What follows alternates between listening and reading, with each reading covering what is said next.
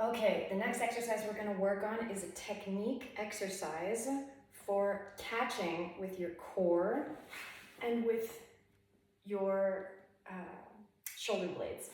So this is something that I use in all of the swing dances, but in shag, you'll notice that it's particularly useful when we're doing moves like sugar pushes, camel hops, and other things that require a stretch. So what we're going to do is we're going to take both hands, find a door with a doorknob that you can hold on to. You can also use a scarf if this is easier for you. Just wrap it around the doorknob and hold on to two. So right now, standing straight up with absolutely no tension toward the back or the front, we're going to push the balls of our feet into the floor and create a stretch that comes from the center. So you'll notice that my body posture isn't going to change at all. I'm not going to change the length of my arms. I'm not going to change weight into the shoulders, weight into the butt or extension, nothing like that.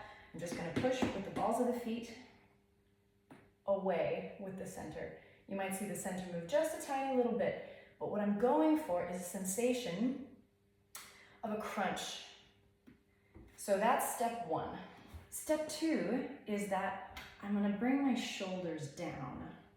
Not back because we don't want to be hyperextended, but down, engaging these lats, these shoulder blades, so that this is the point where we're going to be catching with our hands. Now, separately, if you do this exercise and you bring your shoulders down, you can extend your hands and take special notice about what's happening in the back. There's a certain point where with your shoulders down, back clenched, when you extend your hands, there's a point where you can no longer clench your back muscles. In my opinion, this means that we're too far away because I can no longer use my back to control the movement that we're generating. And that means less power on the dance floor and less control when it comes to partnered connection. So I'm going to keep my shoulders down and I'm going to extend my arms only as far as I can still use these back muscles, engage these back muscles to be able to create the connection that I want. Okay, so when we put these two things together, we're going to stand relaxed. I'm going to bring my shoulders down, engage these lat muscles, and I'm going to push away ever so slightly with the balls of the feet. I want to make sure that I can tap my heels. Yeah, ever so slightly. And with this crunch and with this back connection, we're bringing our connection down. So as opposed to doing camel hops, where you'll see people do this on the social floor a lot, where they extend their back, rounding their back and extending their butt back behind them. But this keeps them from having to do core work. This keeps the connection higher up in the hands and it makes for a less stable energy transfer between two people. So if you're looking for a solid stretch that's going to help you move through these power moves faster with more agility, more control, then we bring that down to the core, engage our lats, and keep it smaller.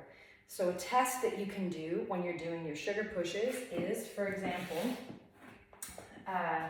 if you're moving your arms a whole lot while you do your sugar pushes, like this, you want to do that test and make sure that you're still able to engage these back muscles and make sure that you can feel it in your core.